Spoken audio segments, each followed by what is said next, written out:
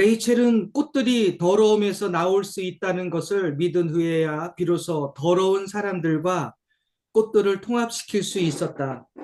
자신이 사랑하는 대상을 회복시킬 수 있다는 것과 자신의 파괴성 속에서도 자신의 사랑이 살아남을 수 있다는 것을 믿게 된 후에야 그녀는 사랑과 미움을 더 풍요롭고 복합적인 관계 안에 통합시킬 수 있었다.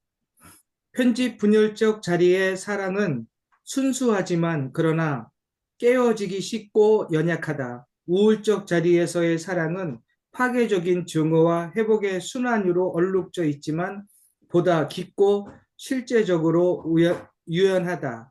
그러나 편집 분열적 자리에서 우울적 자리로 성장하기 위해서는 더러움의 생명의 가능성을 매장하지 않고 그것을 촉진시킨다는 믿음이 필요하다.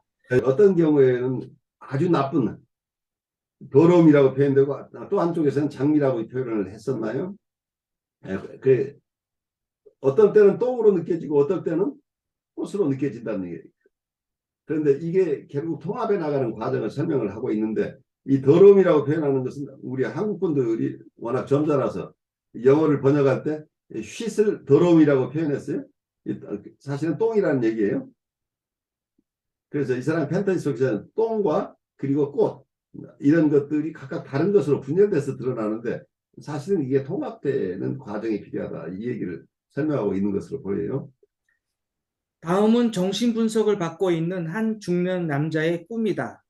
그의 꿈은 어느 정도 안정된 편집 분열적 조직에서 어떻게 우울 불안을 감수하는 능력이 생기는지를 잘 보여주고 있다. 비록 그는 아기에 차고 자신을 버릴 것 같은 상사들과 그리고 생활에서 부딪히는 다른 인물들과 끊임없는 갈등을 벌여왔지만 그가 우상시하는 아내와는 단 한 번도 싸워보지 않은 채 10년 이상을 살아왔다. 그는 자신의 분석가도 이상화했다. 때로는 분석가가 자신을 배반했다고 느껴 격렬한 분노에 휩싸이기도 했지만 그는 조만간 그 사실을 잊고 분석가를 완벽하게 선하고 훌륭한 사람으로 이상화했다. 분석을 시작한 지 몇 해 후에 분석가는 사랑과 미움을 정리하는 그의 성향에 대해 해석을 내렸다. 그는 상당히 흥분하면서 이제껏 한 번도 싸우지 않았던 아내와 진짜 싸움을 했다고 보고했다. 나는 내 신전을 완전히 잃었어요. 제 이성 말이에요. 그 다음 주에 그는 다음과 같은 꿈을 꾸었다. 여기서 템플이라는 말과 템퍼라는 말이 비슷한 것 같은데 거기서 아주 상징적으로 사용하고 있죠. 나는 내 신전을 완전히 잃었어요. 제 이성을 말이에요. 그래서 템퍼라는 말과 템플이라는 말이 이렇게 뭐라고 할까요? 말의 실수가 나오죠. 이게 프로이디안 슬립이라고 그러죠. 무의식 중에 이 사람은 자기의 템퍼라는 게, 우리가 화가 날 때 템퍼를 잃어버린다고 얘기를 하죠. 이 템퍼라는 말과 템플이라는 말이 글자가 비슷하니까 처음엔 내 신전을 완전히 잃어버렸어요라고 하는 거가, 신전이라는 말은 이상화한 대상이죠. 그렇지만 자기가 화나는 것은 이상화가 깨어졌을 때 얘기인데, 이 두 용어가 그냥 섞여서 무의식 중에 같이 사용되고 있는 거죠. 내가 화가 났어요 얘기를 하는데 처음에 한 말은 내 신전을 잃어버렸어요. 그러니까 상징적으로 얘기하면 내 이상화 대상, idealized object를 잃어버렸다. I lost my idealized object. 이제 이런 얘기, 결국은 자기가 화가 났다. I lost my temper. 이제 이런 얘기. 내가 화가 났다고 하는 것이 왜 화가 났는지가, 이 이상화된 대상은 끊임없이 자기 요구를 다 들어주는 대상이어야 되는데 어느 순간에 자기를 좌절시키게 되면 그 대상은 완전히, 지금까지 좋았던 그 대상이 완전히 나쁜 대상으로 바뀌어버리는 거죠. 그래서 특히 우리가 보드라인 레벨에 있는 페이션트들을 만날 때 많은 경우에 상담자를 우상화해요. 이상화하는 거죠. 아이디얼라이즈 하면서 선생님이 잘 도와줘서 제가 정말 요즘 많이 편해졌어요 하는데, 어느 몇 해기 지나다가 이분이 선생님 이때는 어떻게 우리가 하면 좋아요? 선생님 좀 가르쳐 주세요. 근데 이때 이 상담자가 그건 선생님이 잘 알아서 하실 수 있을 것 같은데 제가 말씀드리는 게 적합하지 않아요. You can do it. 이러면 이분이 그 순간에 완전히 나를 디밸류에이션하고 있어. 선생님이 하는 역할은 뭐예요? 선생님이 뭘 할 줄 아나요? 지금까지 내가 선생님한테 오랫동안 선생님에게 어, 선생님 얘기만 믿고 따라왔는데 선생님 내가 원하는 거 하나 해주는 것도 없고 어떻게 하라고 하지도 않고 선생님이 저를 위해서 뭘 하셨어요? 라고 이렇게 나를 아주 배드 아브젝트로 이렇게 만들어 버리죠. 그 투사가 아이디얼라이스드 아브젝트로부터 어떤 디밸류드 아브젝트, 아주 배드 아브젝트로 굿 아브젝트로부터 나쁜 대상으로 이렇게 변화가 생겨나면서 나하고 관계가 전혀 다른 관계가 형성이 되죠. 그래서 이 보드라인 레벨에 있는 분들은 그 냉온탕을 오가는 거죠. 냉탕에 있다가 온탕으로, 온탕에서 냉탕으로. 그래서 어떤 스테이블한 관계가 잘 일어나지 않아요. 그러니까 상담자의 관계에서도 상담자를 이상화했다가 어느 순간에 아주 평가절하하고 평가절을 하다가 또 어느 순간에 또 나를 이상화하고 하기 때문에 상담자가 이걸 견뎌내지 못하는 거예요. 상담자가 이걸 컨테인하기 어렵다는 얘기. 당신이 지금까지 나하고 이런 관계를 맺는데 왜 갑자기 이렇게 모든 것이 아무것도 아닌 것처럼 휴지처럼 만들어 버리냐 이런 상담자 안에 또 분노가 생겨나잖아요. 이런 것들이 이분들을 돕기 어려운데 이분들 일상삶 안에서 누구하고 관계를 하더라도 좋은 관계가 있을 때는 굉장히 좋은 관계를 좋아하다가 어느 순간 좌절이 생기면 그분은 그 대상은 완전히 나쁜 대상으로 이렇게 심리 내적인 상황이 일어나 버리니까 거기에 나쁜 대상에 대한 이미지를 투사하게 되면 관계가 유지되지 못하고 관계가 깨져 버리죠. 그래서 이분들은 오래된 관계를 유지하기 힘들어진다는 거예요. 나는 아주 친숙한 느낌이 드는 오래된 집을 돌아보고 있었습니다. 그러다가 두 층 사이에 숨겨진 방 하나를 찾아냈어요. 그리고 아주 오랫동안 거기에 들어가 본 적이 없다는 것을 깨달았죠. 나는 그 방에 들어가다가 그곳에 열대어가 담긴 아름답고 이국적인 커다란 수족관이 있는 것을 보았어요. 그 수족관은 내가 여러 해 전에 설치했던 것이었습니다. 그러나 나는 그것에 대해 까맣게 잊고 있었죠. 나는 매우 흥분했고 물고기들이 지금껏 배가 아주 고팠을 것이라고 생각했어요. 그래서 근처의 선반에서 물고기 밥이라고 생각되는 상자를 꺼냈고 물 위에 뿌리기 시작했지요. 그런데 물고기가 갑자기 병든 것처럼 보이기 시작했어요. 상자를 가만히 들여다보니 그것은 물고기 밥이 아니라 소금이 담긴 상자였습니다. 그들은 깨끗한 물에서 자라는 물고기들이었고 소금은 그들에게 치명적이었습니다. 나는 미친 듯이 주변을 돌아다니며 그들을 구하려고 애썼습니다. 그때 가까운 곳에 또 다른 수조가 있는 것을 보았습니다. 나는 물고기를 건져내어 그들을 다른 수조에 옮겼어요. 그들 중 몇은 죽은 것 같았어요. 아마 몇 놈은 살아남겠죠? 결과가 어떻게 될는지는 알 수 없었고, 그래서 나는 매우 불안한 상태로 잠에서 깨어났습니다. 클라인이 우울적 자리라는 개념의 틀로 보면 이 꿈은 자신의 적이를 두려워하고 그 적이가 사랑하는 사람을 파괴할지도 모른다고 느끼는 환자의 우울 불안을 표현하고 있다. 그는 그의 관계들을 순수하게 좋거나 나쁜 것으로 분리해 왔고, 그래서 그가 사랑하는 사람들을 그의 분노로부터 보호하여 왔다. 그는 그들이 자신의 분노에서 살아남지 못할까봐 매우 두려워했었다. 최근에 들어서야 그는 그의 사랑과 미움을 한데 묻기 시작했고, 자기가 사랑하는 사람을 향한 좌절과 분노를 인정하고 표현할 수 있게 되었다.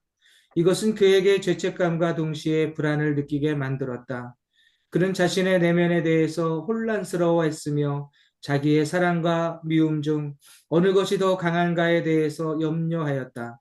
이러한 변화는 그의 관계들과 내면의 삶을 풍요롭게 해주었다. 그러나 동시에 그는 아내와 분석가를 신전처럼 받들면서 강박적으로 이상화시킨 것을 포기하게 되면 사랑과 보상을 통한 관계를 유지하지 못하게 될까봐 두려워하였다.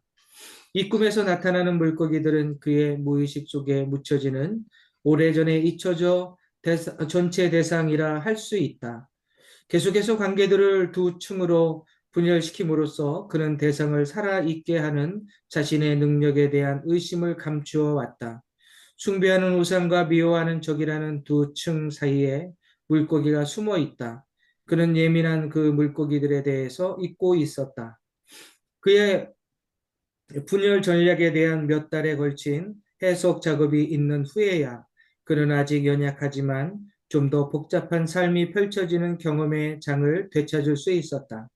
그러나 그가 다른 종류의 대상을 인식하게 되자 그리고 신과 같지 않고 오히려 극히 연약한 다른 사람들에 대한 자신의 사랑을 깨닫게 되자 그는 자신에게 이러한 사랑을 유지하고 양육할 만한 능력이 있는가라는 끔찍한 문제에 직면하지 않을 수 없게 되었다.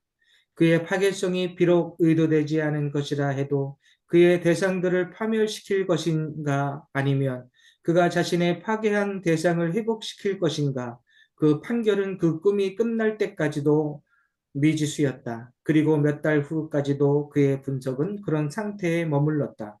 구체적인 사례가 나왔는데 이 속에서 꿈속에서 드러나는 것이 패러메이드 스키저의 포지션에서 심플하게 살던 사람이 이 우울적 자리에 들어오면서 새로 생겨난 우울 자리에서의 어떤 불안 같은 것을 이 사람이 꿈에서 만나고 있다 이렇게 설명하고 있는데 이 케이스 하나를 그 상대방이 충분히 납득할 수 있도록 이렇게 이해되는 과정에 몇 달이 걸렸어요. 그러니까 이 케이스를 우리가 오늘 이 시간에 다 이해할 수는 없어요. 그렇지만 우리가 편집 분열적 자리와 우울적 자리에 대한 개념을 좀 잘 이해할 수 있도록 도와주기 위해서 이 케이스를 가져왔어요. 근데 여러분들 일상 속에서 이런 체험들을 하시게 될 거예요. 교과서에 나오는 케이스하고 상관없이 혹은 그에 관련해서 설명하셔도 좋고 여러분 체험 속에서 오늘 주제와 관련되는 것들이 있으면 잠깐 나누죠. 여기 이제 꿈 얘기가 나와서 저도 이제 순간 전에 이제 꾸었던 꿈이 떠올랐었는데 굉장히 이제 판타지한 분명히 내가 산속을 걷고 있는데 동시에 자동차를 운전하고 있고 동시에 나무 사이를 지나가면서 또 동시에 물속 깊은 데서 헤엄을 치고 있는 이런 기이한 그 도대체 또 그러면서 굉장히 무섭기도 하면서 굉장히 좋기도 하면서 하는 그런 경험이 그 어떤 있었는데 또 잘 생각해 보면 어렸을 때도 뭔가 모순되는 두 가지 상황을 동시에 겪는 듯한 굉장히 그래서 굉장히 이것이 바로 분열 아닐까 이런 생각을 많이 해봤었습니다. 내용은 별게 없습니다. 아니, 분열이 아니고 어쩌면 굉장한 초능력의 얘기를 하고 계시는 것 같은데. 기묘해요. 어, 분명히 여기 있는데 저기에도 같이 있고. 그러니까 이러한 경험을 융이 주장했던 동시성 현상과 관련하여 검토해 볼 수도 있겠죠. 어쩌면 우리가 논리적으로 생각할 수 없지만 우리는 한 곳에 있지 않고 여러 곳에 있을 수도 있겠죠. 잘 알 수 없는 그런 세계들인데 우리 김동환 선생님은 우리 선생님 선생님 얘기 들으면서 어떤 느낌이 드는지 좀. 저도 어떤 건지 잘 떠오르는 생각은 없고 제 생각하느라 지금 정신이 그래요? 없어가지고 그럼 그 생각 먼저 듣죠 뭐. 지금 다들 급하니까.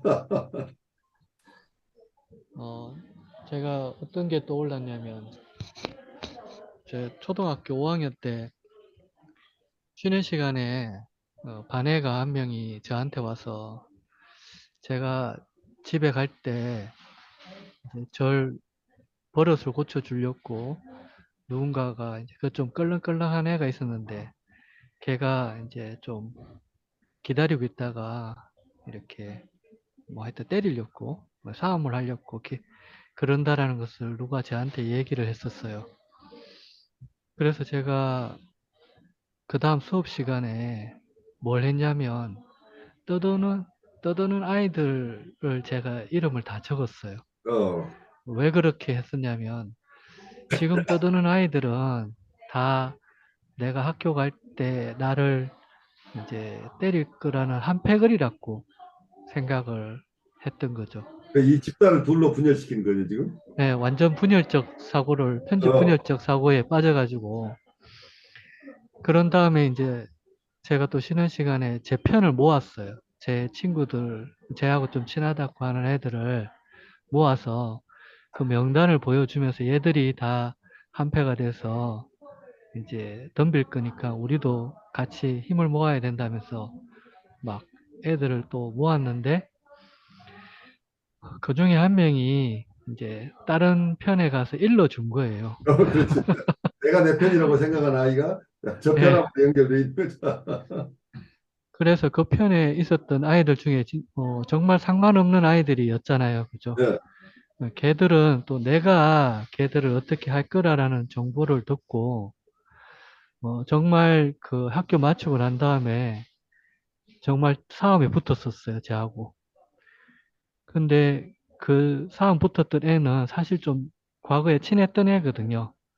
네, 그 일로 인해서 싸움이 생겼는데 둘 다 사실은 허위 정보에 영문도 모른 채 그렇죠. 싸우게 됐는데 그 생각이 났는 게 편집 분열적 사고에 빠져 있으면 실제로 그렇게 두려워하던 일이 실제로 생기는 일이 그렇게 되는 거예요. 되어가지고 뭐 제가 그 다음에 그러한 상황을 알았으니까 망정이지 만약에 그러한 전후 상황을 잘 나중에 통합되지 않았다면 정말로 굉장히 분열적인 내가 생각한 게 옳다라는 것으로 세상에는 믿을 놈이 없다. 뭐 예를 들어 뭐 누군가가 나를 해칠 거다. 뭐 이런 생각이 더 이렇게 강했을 거라고 생각이 들은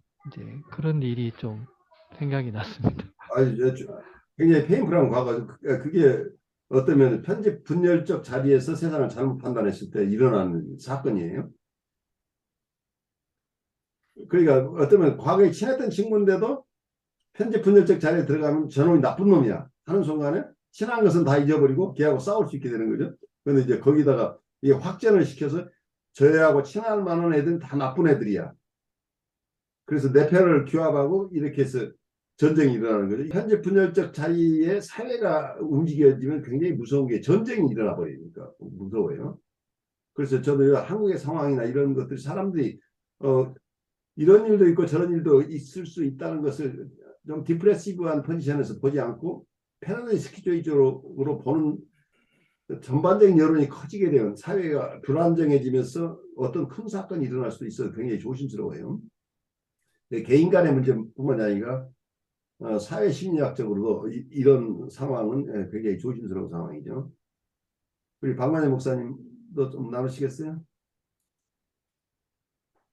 저는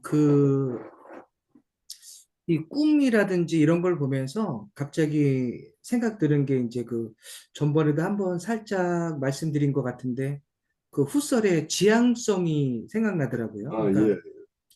모든 인식은 대상이 있다고. 그래서 모든 인식은 대상이 있는데 그 인식을 바라보는 이제 그 중간에 나의 태도. 그래서 여기에 나오는 이 사람이 꿈을 꾸는데 자기가 항상 보는 인식하는 대상을 뭔가 좀 이렇게 방어하는 식으로 그 항상 슬픈 예감은 틀린 적이 없다는 그런 가요처럼 어, 뭔가 모르게 좀 불안하기 때문에 자기의 사물을 그러니까 대상을 바라볼 때 어떤 지향성을 가지고 그런 태도를 가지고 괜찮아. 저 사람은 괜찮아. 좋은 거야. 어, 이렇게 했었는데 어느 날 그러한 것들을 직면했을 때 그를 감당하지 못하는 그런 상태에 있는 그런 것이 아닌가 지금 중간에 있는 저는 좀 이게 지금 이 상황이 그렇게 받아지더라고요 이게. 그래요. 저도 좀 어떤 때는 좀 그럴 때가 있을 것 같은 생각이 지금 들어져요. 왠지 모르게 좀 아닌데도 아니야 그렇진 않을 거야라는 그래, 그런 부인. 우리의 부인이라는 기자가 아까 네네. 매닝 디펜스의 아주 기본적인 방어 수단이 있죠. 네. 그러니까 실제 현실을 보지 않고 이게 아니야 그러면서 또 다른 전능환상이나 이런 과 함께 맞물려 돌아가는 거죠. 아까 손대임 선생님의 말씀은 어떤 분열이라기보다는 어떤 자아상 자체가 이내 내 셀프 자체가 좁은 내가 아니라 큰 나를 가지고 있었던 것 같아 처음부터. 그래서 아트만이 아니라 브라만적인 사고를 가지고 계셨던 것 같은데, 그러니까 내가 조그만 내가 아니고 나는 여기에도 있고 저기에도 있는 이 우주 자체가 나라는 개념이 그 속에 숨겨져 있는 것 같아요. 삼라만상이 결국 나와 본질이 같은 거니까 어떤 부처님은 이곳에만 계시는 게 아니고 동시에 세상 온 곳에 계신다고 이렇게 이해할 수도 있겠죠. 그래서 선생님의 꿈은 굉장히 희망의 메시지 같아요. 본인의 큰 자아를 일찍부터 깨치고 있었던 게 아닌가 싶은데. 죄송합니다. 전혀 해석이 안 되고 있습니다. 해석 안 돼도 좋아요. 저도 그냥 이런저런 얘기 해봤을 뿐이에요. 그런데 그것은 불안해서 오는 것이 아니고 나를 인식하는 내가 누군가를 볼 때 어느 하나만 인식하는 내가 아니라 모든 것을 다 동시에 인식할 수 있는 큰 셀프를 어떤 면에서 체험하시지 않았을까 하는 생각이 들어요. 아주 거기서 불안이 느껴지지 않고 그 얘기 속은 굉장히 흥미롭잖아요. 내가 동시에 바닷속에도 있고 하늘에도 있고 내가 이 자리에도 있고 다른 곳에도 동시에 있는 것처럼. 어, 제가 설명이 좀 부족한 것 같습니다. 하늘에 있으니까 떨어져야 되니까 굉장히 무섭고, 물속에 있으니까 곧 숨막혀 죽을 것 같고, 그럼 이거는 굉장히 이제 부정적인 감정이고, 굉장히 촉박한 감정이고, 물론 어, 이제, 숲을 걸어간다든지 하는 거는 또 이제 평화로운 느낌인데, 그게 섞여 있으니까 그냥 당황하는, 마치 잠을 8시간 잤는데 1초 잔 듯한 깜짝 놀라서 깨는, 도대체 이 상황을 어떻게 받아들여야 되나. 또 생각해 보니까 그게 바로 깼으니까 그런 환상적인 상태가 기억이 났던 거지, 아마 서서히 잠에서 깼다면 아마 기억에서도 바로 지워졌을 것 같아요. 그래요. 그래서 때마침 그거는 제가 열심히 잠에서 깨자마자 도대체 이게 뭔가 한번 기록을 해본 적이 있어서 이제 지금 기억이 나는 것 같거든요. 그래요. 근데 지금 말씀하신 대로 어떤 불안의 측면도 있지만 자연스러운 내 영혼의 발현일 수도 있겠다는 생각이 들어요. 너무 한쪽으로만 치우치게 볼 부분은 아니죠. 그러니까 불안 쪽에서 있어서 이런 불안 저런 불안이 동시에 있다고 볼 수도 있지만 또 나의 삶의 가능성들이 내가 내 체험이 굉장히 다양하게 일어날 수 있어서 남들보다 폭넓게 인생을 살 수 있는 힘으로 느껴지기도 해요. 우리 허지선님 오늘 첫 강의 수강하면서 느낀 거 있으면 잠깐 나누셔도 좋아요. 안 나누셔도 괜찮고. 저는 제가 평소에 이런 프로이드에 대한 얘기하는 거를 친구들이랑 하는 것도 좋아해서 친구들이 약간 지루해하기도 하는데 이것만 얘기하는 것 자체가 되게 흥미로웠고요. 그리고 뭐 저도 제 경험을 공유를 하자면 저는 아까 예시로 들어주신 것처럼 대학교 때 제가 좀 그 공황장애 때문에 힘들었어서 그 심리 상담을 주기적으로 받은 적이 있는데 그때 정말 많이 의지를 했었어요. 그 뭐 주변에 아는 사람도 없고 이걸 털어놓을 사람도 없어서 그 선생님한테 되게 의지를 했었는데 그냥 맨날 아 그랬구나 하고서 말만 들어주시고 뭐 이렇게 어떤 피드백이 오거나 뭐 어떻게 해야 된다, 너는 상태가 이렇다 이런 말씀을 하나도 안 해주시니까 어느 날은 정말 분노가 그냥 치솟더라고요. 그래서 정말 말씀하신 것처럼 넌 어떻게 나한테 매일마다 이렇게 돈을 받고서 그냥 말만 들어주고 어떻게 이렇게 할 수가 있냐고, 이건 사기 아니냐고, 학교에서 아무리 학교에서 운영하는 거지만 사기 아니냐고 막 그렇게 화를 낸 적이 있거든요. 진짜 어렸을 텐데. 예. 근데 그때 처음 뭔가 이렇게 친구나 아니면 부모님 뭐 이런 사소한 배신감이 아니라 내가 정말 뭐 아파서 병원에 간 것처럼 의지를 하는 사람인데 제가 원하는 결과 제 익스펙테이션이랑 맞지가 않으니까 방금 들어주신 예시처럼 그런 경험을 한 적이 있어요. 그래서 그때가 갑자기 생각이 났는데 어, 어쩌면 그때 뭔가 도움을 받는다라는 게 그냥, 근데 그때 이후로 이런 주제에 되게 관심을 많이 갖게 된 것 같아요. 스스로 어떻게든 찾아보고 좀 더 이해하고 공부를 해야지 좀 나 스스로를 이해할 수 있을 거라고 생각을 해서. 근데 오늘 너무 흥미로운 주제로 말씀을 주신 것 같아서 계속 찾아보면서 말씀 듣고 있었습니다. 아, 그러셨구나. 어떤 면은 그 과정이 그 상담사는 굉장히 유능한 상담사였어요. 그러니까 나에게 원하는 것을 주지 않으면서도 어떤 얘기든 할 수 있도록 도와준 상담가예요. 그러니까 내가 자유스럽게 분노를 터뜨릴 수 있는 대상이 되어준 거란 말이에요. 내 삶 속에서 나는 항상 좋은 얘기만 권위자의 관계에서는 항상 나는 좋은 얘기를 하고 또 그쪽이 좋은 피드백을 받고 이렇게 이런 일상적인 관계만을 나는 체험을 했는데 내 안에는 사실은 좌절로 인한 분노가 많아요. 누구나가. 이 권위자에 대해서 앙심이 많은데 이분이 너무 친절하기만 하고 모든 것을 다 수용해주면 내 분노를 터뜨릴 대상이 없어요. 그럼 치료가 안 돼요. 내 분노를 자유스럽게 표현하고 그 공격을 받아낼 수 있는 힘이 있었던 상담자라고 보인다는 얘기예요. 그래서 그게 사실은 제일 어려워요. 내담자가 원하는 대로 너는 이러면 이렇게 하면서 가이드를 주는 것은 사람들이 그러면 또 굉장히 만족도가 좋아요. 단기 상담에서는 선생님이 아주 잘 인도해서 고맙습니다 하고 가는데 그랬어요 하면서 완전히 버리진 않지만 공감은 해주지만 내가 원하는 것을 들어주지 않는, 내가 이렇게 좀 알려달라고 하는 거 안 알려주는 이 구조를 끌고 가는 게 굉장히 상담자는 힘들어요. 그렇지만 그 상담자가 그 능력이 있기 때문에 내가 좋은 정서뿐만 아니라 나쁜 정서를 표현할 수 있게 됐다. 이때는 말하자면 이 상담자가 나에겐 사람마다 다르긴 하지만 내 과거에